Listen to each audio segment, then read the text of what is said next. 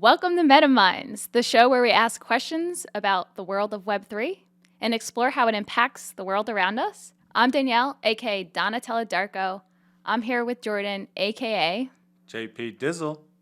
Today, we're asking, should NFT founders be doxxed? And what does that mean for NFT collectors and collections? And does it even all fucking matter?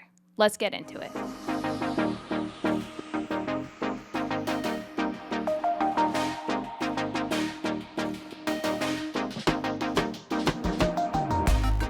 Okay, so let's hop into it. Thank you guys. Thank you for being on MetaMinds with us. We're very excited to have you both. I'm a fan of Fame Lady Squad. I can't say that I hold an NFT, not at this moment in time in my wallet, but I will. I promise. But anyway, I think that we had wanted you on because we wanted to talk through some of your story, learn about who you are. This is a show where we just talk Web3. And we ask a lot of questions, and we kind of try and get down to it. Our typical audience is people that are new to the space, so we try and keep it higher level and keep it pretty casual. That's good with you guys. It's the best way. Cool. So let's start from the beginning. Pretend I am a grandma, a mom, someone who didn't grow up with an iPhone in my hand from birth. Or at least since I was probably 17. And can you tell me about Fame Lady Squad and your role at Fame Lady Squad? And feel free to go as deep as you want, but whatever you prefer. Sticking with grandma, because I think grandma will need like at least 2 other IT people to answer that question. Stick with grandma for now. All right, I'm your grandma. Hello. Well, grandma, we don't use landlines anymore. And your cell phone has a possibility, not just your cell phone, your computer has a possibility of allowing you to be part of a really cool community. I'll let you take over from there, Winx. Why don't you start with like our beginning? Is this still in the context of explaining to someone who's... I'll be like, yeah. But Lady C, I have my bridge group next week. Why do I need another community? Yeah. Grandma, you don't need bridge group. Okay. Winx and I like to sit on Twitter and tell each other stories. Very much. Yeah, so it's like being part of a club, being part of a community, but it is more centered around technology and the future of technology. If you've been to cinema and seen The Matrix not so long ago, you might get a little bit of an idea of what we're talking about here. It's very dangerous and very cool, and no one really knows how to explain it. Can you, from that, if Fame Lady Squad community had a personality, what would it be? You know, is Fame Lady Squad, are they bubbly, serious, intellectual? What would be the adjective you would describe the personality of the Fame Lady Squad? It'll be badass, right? Definitely. That's exactly what I was going to say. I was going to definitely say like badass, but also not your average. Like there's nobody in our squad that I would consider average. It's a group of like, the interesting thing about Fame Lady Squad is that we're one of the first female projects on the blockchain, and the blockchain was already existing, and there was a lot of like male focused projects, like even PFP projects. And so the Fame Lady Squad was the first or one of the first projects to say we're going to have a woman as your PFP. So it's actually made up of like a bunch of cis men and like people who also identify differently as well, like a part of the LGBTQIA. So what I love about like the idea of them being badass, but also not your average, is that they're people who all got together and decided to support the odd or different thing in the NFT space. And this was before the whole trend of like women in NFTs. So these were people who were already proactive in a way of just being different and embracing something different.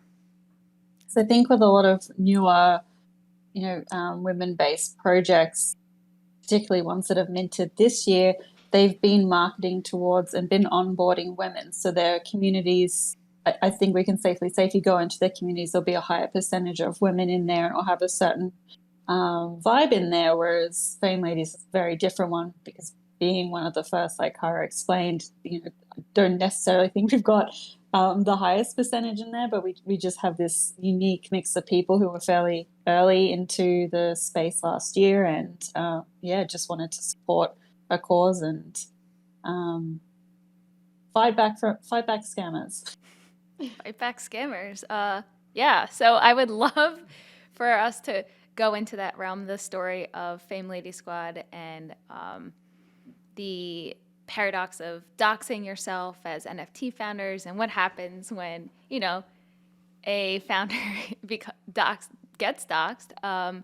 Can you tell us about that story and everything you experienced during the time period in which it was discovered that what was thought to be the female founders of Fame Lady Squad were actually men? Do you mind diving into that? Are you sick of telling the story? Yeah, and we understand that too. I'm not. Are you, Winx? No, not at all. Okay, great. I don't think we tell the story nearly enough. Like, I actually do want to be sick of the story, so I'm happy to tell it. I think I'm meeting new people every day in the space who've never heard of it before. Yeah. I agree. I think we can talk about it a whole lot more. Do you want me to start? Please do. So I think the overall story that we sort of tell everyone is there was at that time there was quite a lot of projects that were popping up, and they're all having that very similar sort of template, the same roadmap, same style website, and rolled out the same way. And it was uncovered that it was the same people behind it. They would just make a project, and as that one was taking off, they were making the next one, and they're just popping up, taking the money, and then going with it. So on the day that they were revealed, it was all on Twitter. We had screenshots connecting all these wallets to prove that they were from these other rogue projects. And amidst all the panic and the floor dropping and people panic selling, I'm Bored Becky, she doxed herself. She was using her Bored Ape Yacht Club PFP, but she filmed a video in panic of herself in the grocery parking lot, I think, and was just saying, "We can't let them win. I'm losing my community. Like, what are we going to do? We have to do something." And that really blew up. Everyone saw that and saw how passionate she was about it. And I think, she was humanized then. And that's where everyone got very passionate about getting behind her and trying to do something, which started off with making a new Discord, because as soon as the original team was outed, they could have deleted the Discord any second. We would have lost all evidence of everything. So that's how it all kicked off and started. I know for myself personally, I was already doxxed because my Twitter account at the time had been my work account that I didn't really use, or I had my face everywhere. So when I actually bought into Fame Ladies, I was trying to get a PFP to make myself more anonymous. So I did it backwards. I forgot about the whole, like, she totally did do a video. And it was interesting too, because at that time, there wasn't a lot of like video or photos. People were loving the decentralization aspect of NFTs. So to see Becky have a real face and not be an ape and like just make this video was inspiring in a way, and I think really helped everybody rally around each other. I'm surprised actually that the transition of I guess I read that the smart contract was transitioned over, and the community. I'm actually surprised that the community was able to do that, actually execute that transition. Can you talk a little bit about that process of how that went about? Personally feel that the community at that time, or at least I should say the affected community, because there's other chains that were going on doing their own thing, but this particular part of the Ethereum blockchain community that was active on Twitter was small enough that a lot of people were affected by so the guys who ended up getting caught out, and I don't remember if they doxed. I feel like one of them doxed and then the other two kind of came along, but we called them the three Russian dudes. And the three Russian dudes, after we got the project back, I went back and tried to trace through the history of what they did. And they had minted a few projects. They minted stuff on Binance, and I think they minted something else on another blockchain. But they had found their hook by pretending to be underrepresented communities. Yep. And so on the Ethereum blockchain, they pretended to be women, like the Fame Lady Squad. Then they pretended to be, arguably, because we can't actually prove this. And then they said that they did, and they said they didn't. But they pretended to be Asian women. And the last big thing that they got caught, and then they did unicorns and planets and other projects that they said they didn't do / they did. So don't hold me to it. But the really big project that kind of got them in hot water was Queenship, I think was the name of it. And they pretended to be Black women. And that there was such an underrepresentation of the African American community or the BIPOC community on the blockchain that a lot of people were like, and there were already communities like Ed Balloon had already started, and Brittany Pierre had already started like spaces where they talk about like, or did that happen afterwards? I don't quite remember. But there was already a conscious effort of empowering underrepresented communities. And so when Queenship came out, everybody's like, nah, this is sus. This is real sus. There was also a lot of people who were really falling for it just because I think they wanted it to be real and they wanted to say, I'm supporting this cause, because their whole roadmap was about providing scholarships for Black women and specifically artists in that demographic. So, yeah. So a lot of people wanted it to be real. That's particularly evil. Like, what did Hillary Clinton say? Like, there's a place in hell for... I don't remember. Oh, we're quoting Hillary Clinton on this episode. Yeah, actually, I shouldn't be the guy that does that. Okay, that aside, so wait, was this a fake roadmap or was this a roadmap they wanted to fulfill? But well, I don't know. Go ahead. What did you say? I don't think that they were ever gonna actually fulfill it. So yeah, but it goes back to what Winx was saying, where they created a mint of what they would do and just kept repressing out the same ideas. Because they did the same thing with Fame Lady Squad. They pretended to be women, and they I think they even had like the Russian rock band Pussy Riot, like they were going to give them tokens and have them be part of it. And there was this real like pro-women movement behind it, and a donation that they said they were going to make, which I ultimately think they didn't make. But I'm trying to answer the question of why the community, I believe why the community was instigated to make sure that we got the contract back, is because they had like pumped out so many projects, and like that they had the unicorn club. Don't quote me on that, because there could be somebody else trying to do that project and I don't want to say it wrong, but they had like at least 3 or 4 projects that were dropping almost on the same day. And I believe that there was a huge chunk of people who were about to be rugged by those projects, or who were already associated to these 3 Russian dudes in projects that they were running, that as Queenship fell apart and all these AMA spaces were taking place and people were trying to figure out what was going on, they started to say, we need to be compensated. I remember the BIPOC community were saying, some of that money that you made off of these other projects, you need to buy our art. And then other people were like, I know at one point a major influencer of another project was associated to them. And he's like, I'm going to donate all the money they gave me. Do you remember that, Winx? Yeah. And so everybody, my bias, but the way I viewed it, there was a good chunk of people in this small community who were literally affected by these 3 dudes. And they were able to do that because they were undoxed. Mm-hmm. And so that community of people who were all affected got together and started the process of allowing the community to take over the project.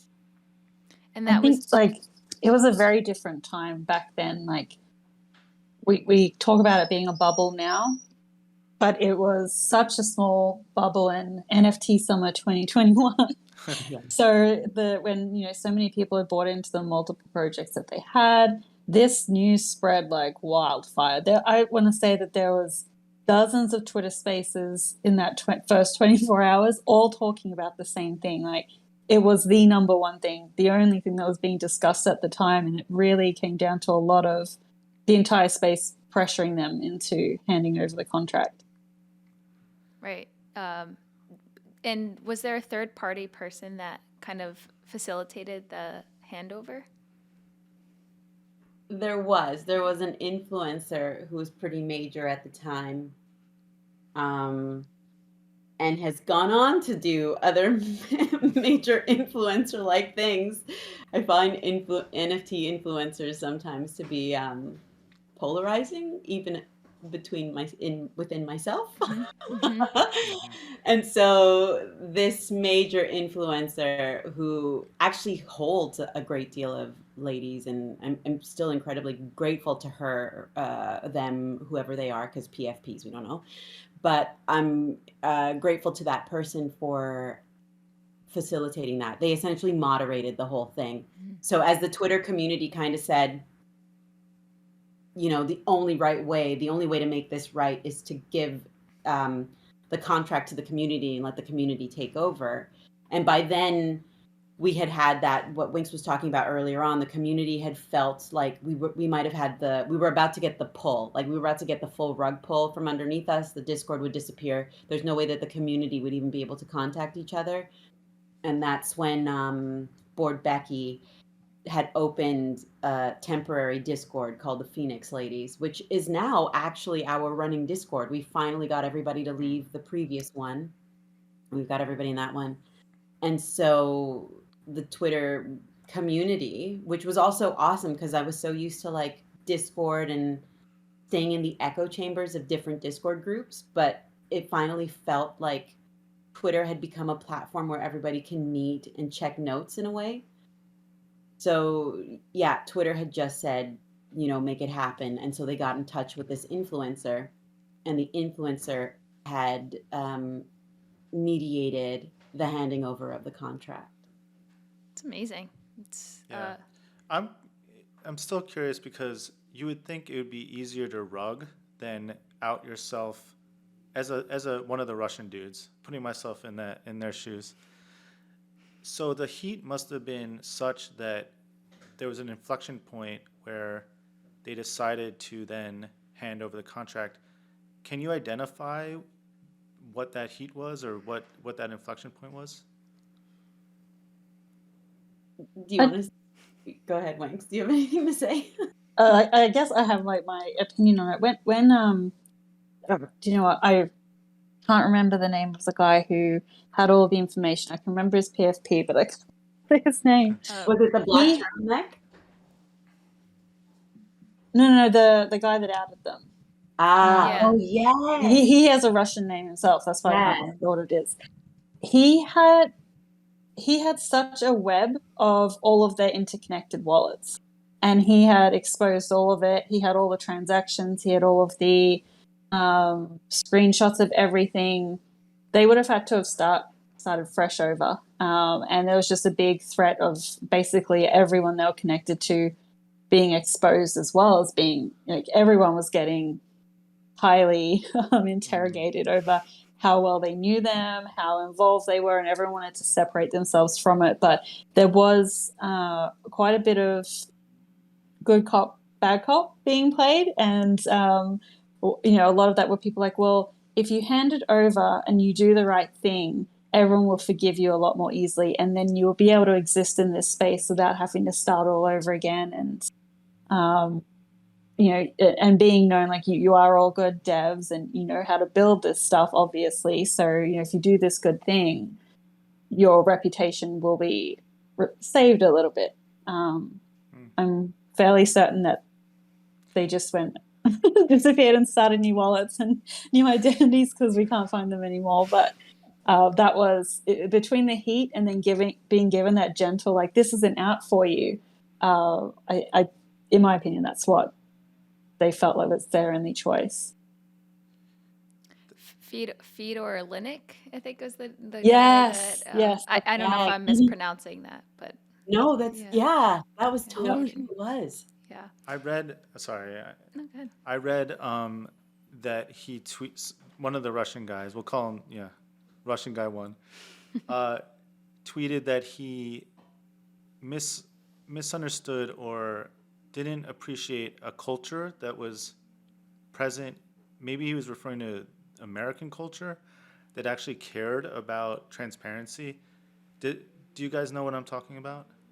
Does that sound like an excuse? Or yeah, his point was that in his apology tweet and announcement that he said he didn't understand the U.S. market and how culture rules there. That people would actually care about if three Russian guys were misrepresented, were doing a lady project. He was shocked that people cared. It was funny because they really tried to twist it as like, oh, we didn't purposefully masquerade as women. We just weren't. We just didn't outright say. You know, they tried to pull off that they were really they never stated who or what they were. But on the website, in the Discord and everything, in DMs, everyone was producing the DMs when they were marketing the project, saying, we are women, we struggle with this, we're trying to do it. They very clearly did, and they were really trying to twist the narrative and pretend that that's not what they did, and it was a big overreaction instead of taking it seriously that they were acting as underrepresented groups. They're interesting to me in that they also pretended that things were lost in translation. And again, I've done a deeper dive to know that some of them, one of them at least, the very least, ended up studying in like the West. So it was just an excuse to be like, we don't understand Right. moral code because it was lost in translation. But what I found really interesting, and it might be my take on it, but I feel like that same group of people who had joined blockchain, so wasn't early, but earlier, let me put it that way, because there was already people there. There was a little bit of a utopia. There was a little bit of like, we're building the future. This is going to be amazing. We're holding hands and getting there together. And I think people were really offended by the fact that it's one thing to be an ape or to be a penguin or to be a whatever, be a lady and just enjoy that PFP. It's another thing to misrepresent yourself, especially in a space where there are people who there is a group of people who don't have the same access, and they were literally using that to their advantage, which I think ultimately felt in a way unfair, which is why like they had started, I'm starting to hear projects now are not doxing again, but they had started a trend of doxing, especially for women. And it was because of that. It was because there was a lot of people. I guess ultimately what I'm saying is there was a lot of people in that small community of people who were enjoying the blockchain at that time, who were moving in good faith and took those people at their word. Mm. It feels that authenticity breeds value and vice versa. And if you're creating a community based off of this diversity inclusion, and that's your core tenet, then lying would be like the opposite of what you would want the founders to do. And even if you didn't understand the culture of a place, a lie is a lie. And it's hard to separate those two and say, well, A lie in Russia is the same as a lie in the United States. yeah. I'm curious do you guys think you changed kind of the tenor of the space? Like, I'm on NFT Twitter, and like the Azuki founder came out that he had two past failed projects that he abandoned, and all of a sudden everyone's had an uproar of, you know, how could this happen? You know, what a fraud. Do you think you guys changed the conversation for the better or worse? Do you want to go first, Winx? Yeah, do you know, I haven't really kept up with exactly the details of what's happened with that founder and with Azuki and everything. Mainly because I don't own one, so I don't have the bandwidth Yep. to keep up with everything. But you know, if it's just like that, it's, I don't know. I think it's, I mean, my opinions on that, it's interesting, and it kind of depends, because I think there's been a lot of projects that have failed, and you know, people do just want it to die. They're like, it's dead, it's done, move on, versus like deliberately rugging. But I'm not sure on the details with that. But I would definitely say at the time, it's just when this all happened last year, it was such a different landscape than how it is now.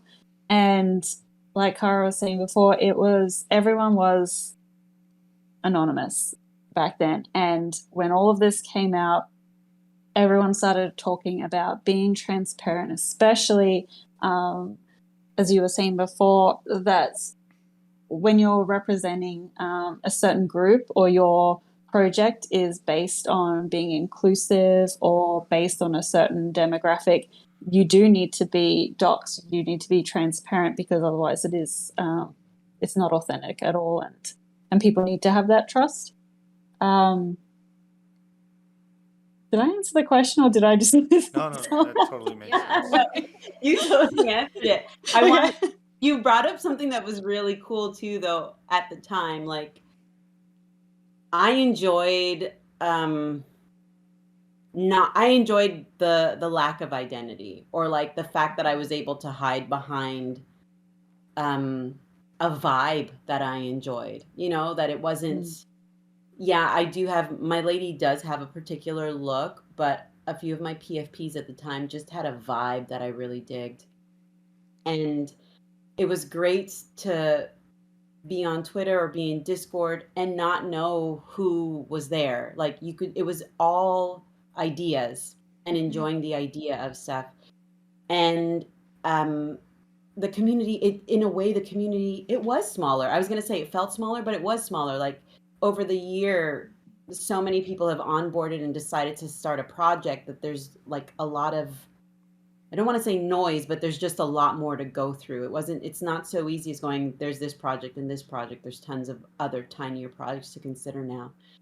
So it was really cool when you'd be on Twitter and then like Cosmo Di Medici was like, I'm actually Snoop Dogg. And you're like, what? And then he's like, no, I'm not Snoop Dogg. And it's like, well, who are you? You know, like, it was I think about it, or I equate it to like Banksy. Like, there was just something really cool about the lack of identity and enjoying who you were. I started to dox myself just because I wanted to represent like being a woman of color in the space and letting other people know, because that was important to me. But there was something really cool of just enjoying someone's thought, and it felt like that's what the space was about. Like, it was about building, coming up with ideas and sharing the ideas. And I do think for that little tiny moment of time, or moment in time, everybody did feel like they had to dox, and everybody did feel like it was important to actually support women projects. And a lot of people held the same stuff. And so, like, you know, like long neckies would come by and visit the FLS Discord, or like everybody who had a Fame Lady also had like a World of Woman, or they still even had a Bored Ape. Like, the communities were just so small and checking in with each other. And after the doxing thing happened, everybody doxed. Like, it was just, as Winx was saying, like, you doxed in a weird way as a form of verification, even though we want to do that with the blockchain. And the reason why I feel like that was like a blip in time is because now that all these other projects have come back on, the same way that you also see with influencers, like influencers will just be quiet for a minute and then all these new people join. that you can still run the same systems again. So it's interesting now to see projects going back to not being docs and presenting a project. And it's also really interesting to talk to other team members on FLS, because there's people who do believe in the idea of the decentralization. Like, you should be able to run a project without having to show your face, and that should be the beauty of it. Like, you shouldn't, in Web 2 now, you do a job and it's like, what's your identity, what you identify as, and we've so over specified who we are and how we want people to see us, that the beauty of decentralization doesn't even ask that question. Like, it's just about, what are you into? Am I into it too? Can we do something together? And so I think, yes, it did change those things at that time, but it's kind of nice to see the system adapt to allow someone not doxing. And what are the ways that we can still verify that person to make them seem authentic, or to prove that they are authentic and capable of producing without having to show everything. It's interesting. I mean, that's an amazing, very interesting perspective, because I think about, we talked about this in a past show, and we talk about this a lot, creating NFT projects based off a mission, a social mission, and being able to use the blockchain to prove that you're supporting that social mission. As an example, donating, having a certain amount of your sales go into donation to a nonprofit or to an organization, and being able to show your Etherscan receipts, right? That proves that authenticity. So it's kind of interesting how we can, we can keep our identity to ourselves, and we can operate as our characters, our online personas, and not have to dox ourselves, but also make a difference, and be able to show that you're authentic and trying to make a difference by, whether it's donating or supporting certain projects. So I guess it's a way more complex thing in Web3, where doxing is good at, I guess, well, maybe the final question I had for you, and this is probably, like I said, maybe a more complex answer, is, should NFT collection founders dox themselves? I mean, I'm personally torn. It's like, I think there's pros and cons really to both. I think if your project is, or your identity is in the space, is really foundational on a specific identifier, like, if you're specifically like, I am a woman, I'm representing women, then unfortunately, because of the people that do the wrong thing, I think it is then important, just for your holders and the people you do business with, to know that they are dealing with who they think they're dealing with. If your project's about just a social cause and it's not fundamental to what you're doing for them to know who you are, then personally, I love the idea of us going decentralized and just building like our online. I miss that from before, Facebook times, being on like Tumblr and I was gonna say having that. your own blog. You would build you built your own like persona there, and sometimes you were much more transparent because you weren't using your real name and face, but like everyone just logged each other's IP addresses or something if they were suspicious.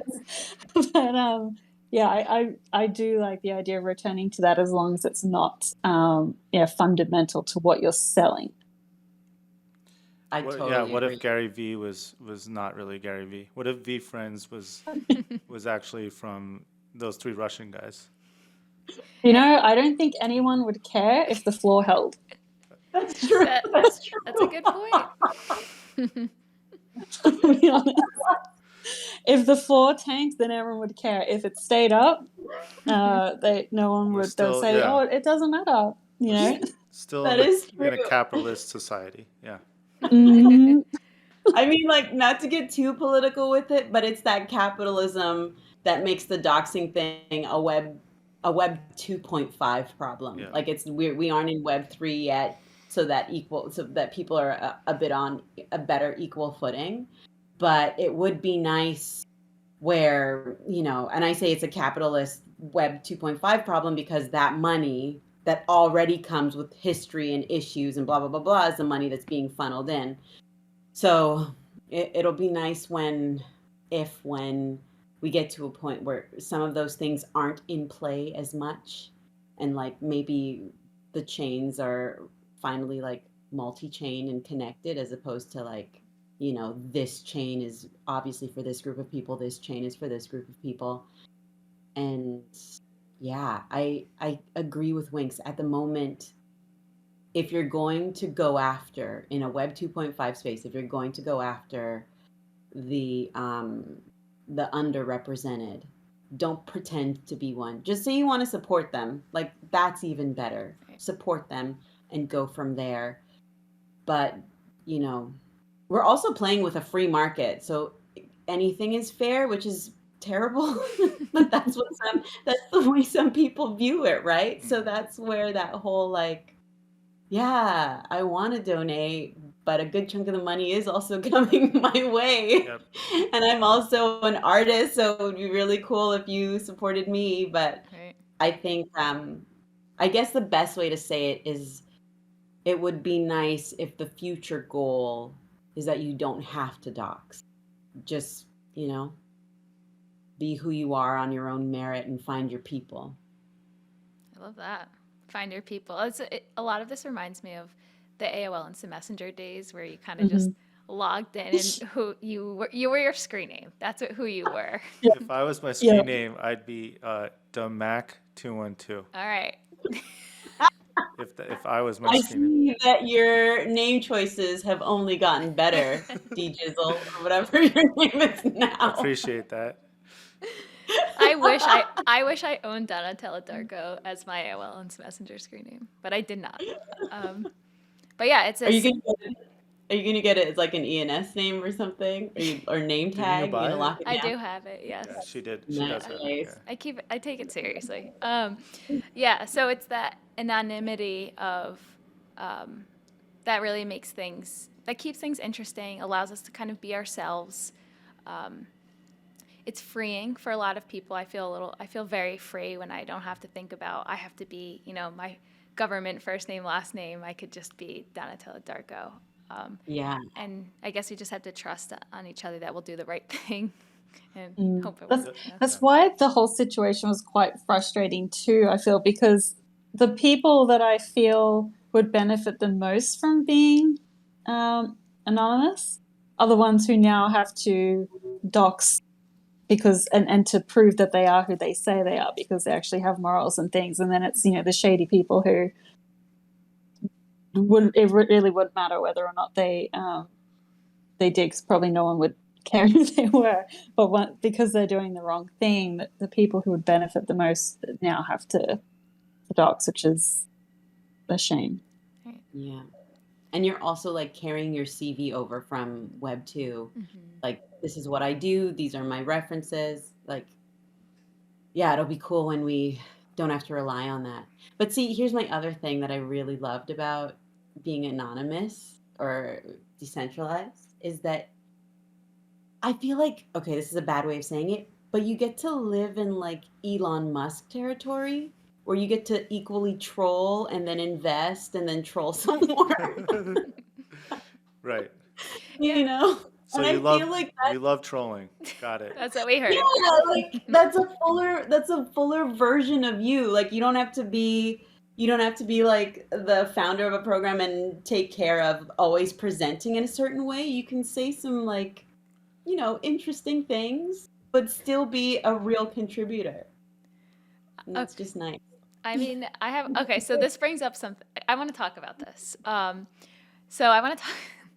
Recently, we posted a video on our Twitter, Dynamic 3.0's Twitter, and we got some hate on it, as it happens. You know how the NFT copy and paste haters come in, right?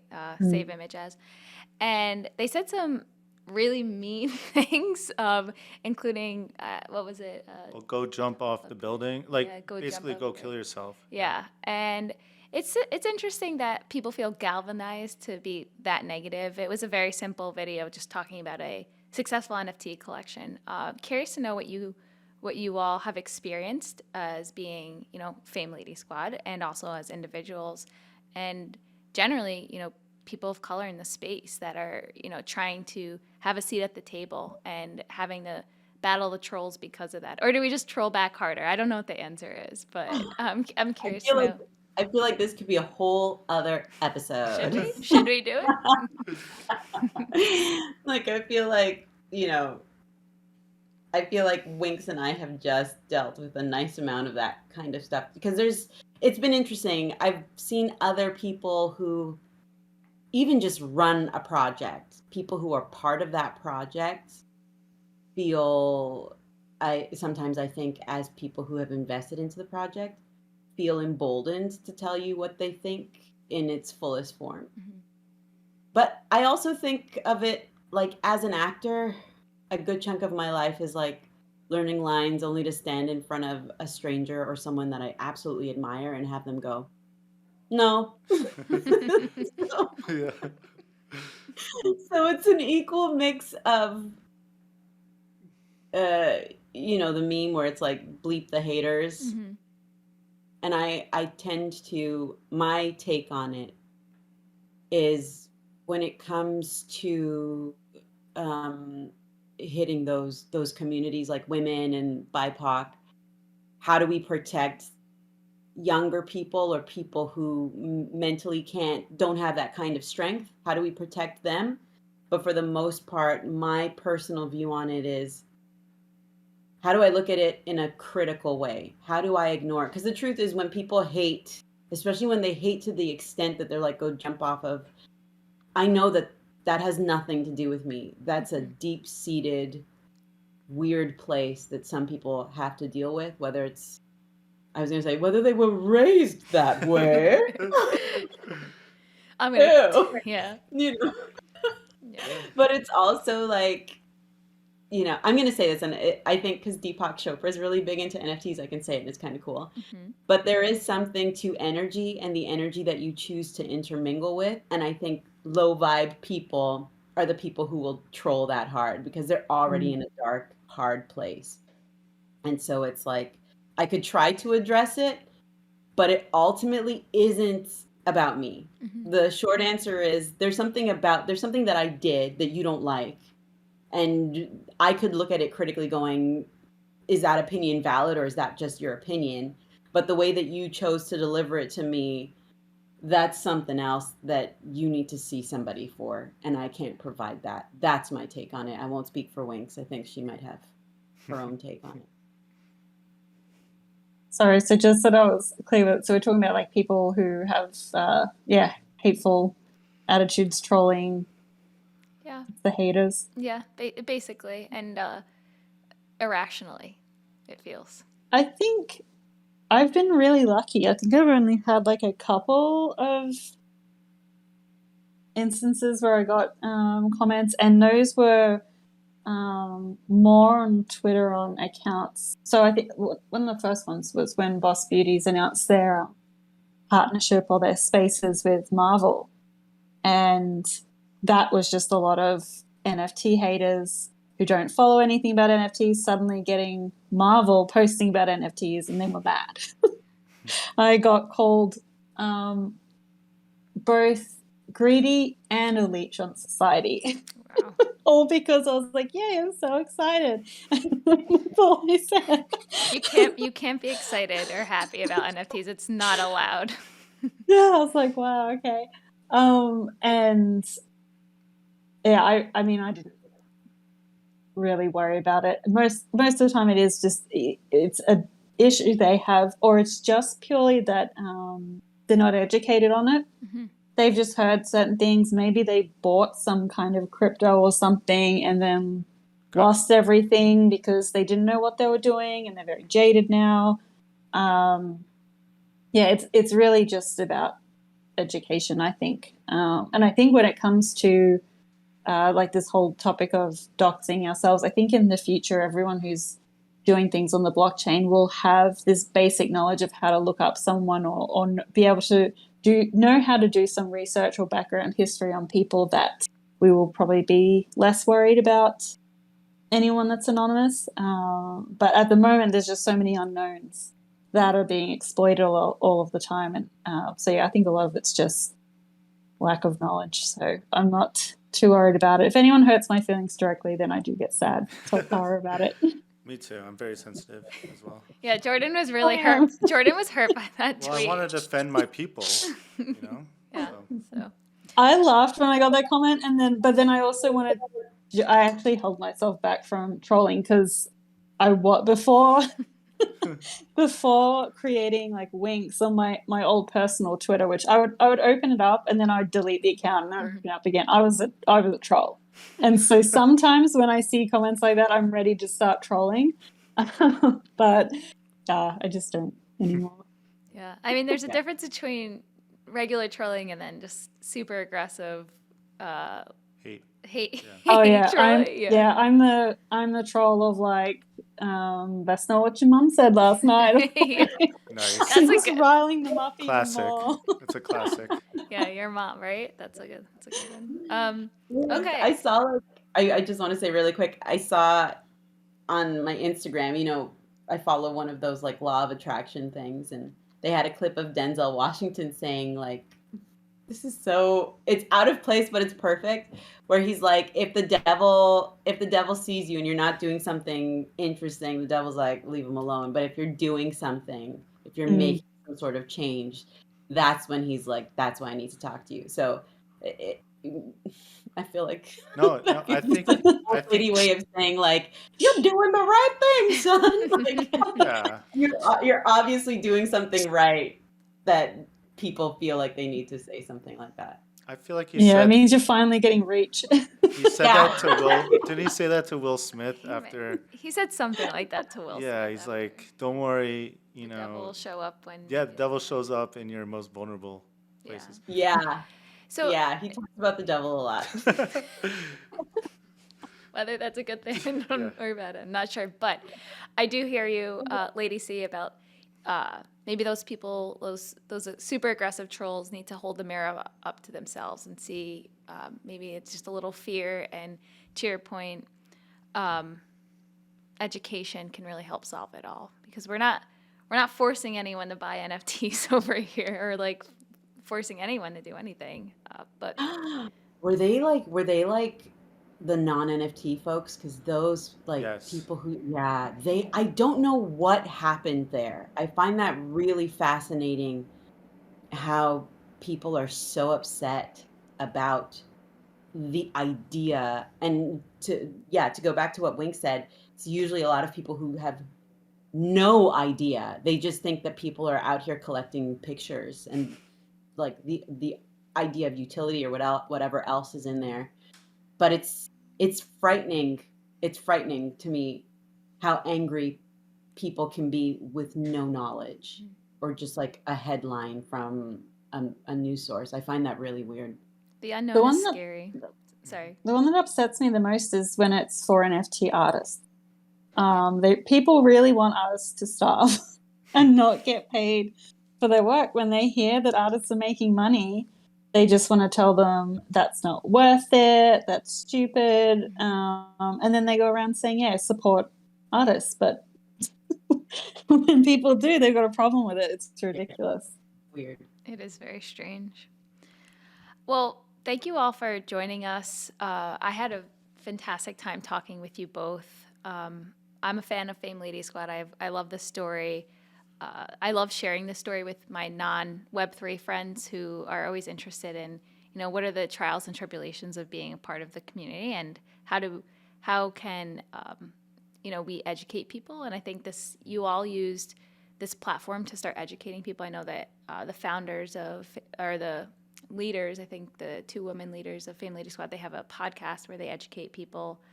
So you've really taken the story and turned it. I think on your website, it's the comeback story that that's the slogan that you all have started to go with. And I believe that it's very true.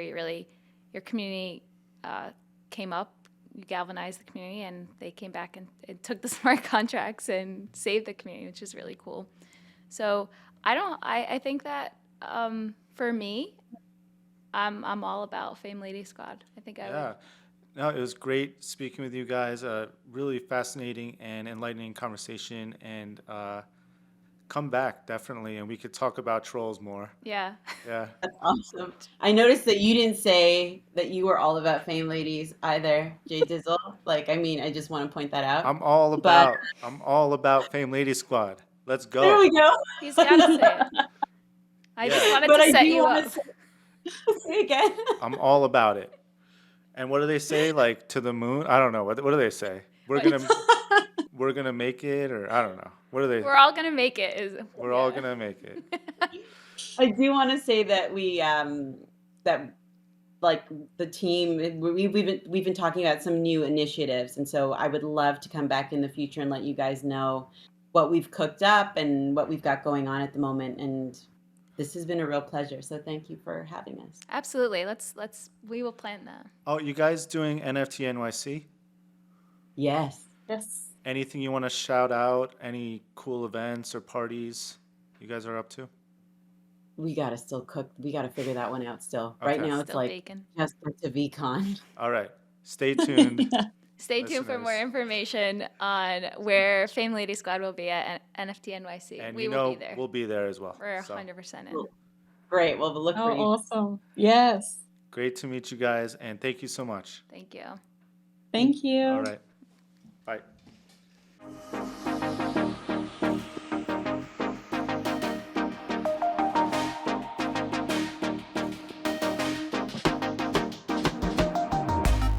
Thanks for tuning in to MetaMinds. If you want to learn more about Web3, visit us on our website at dynamic3.io. Thank you so much for watching, and we'll see you next time.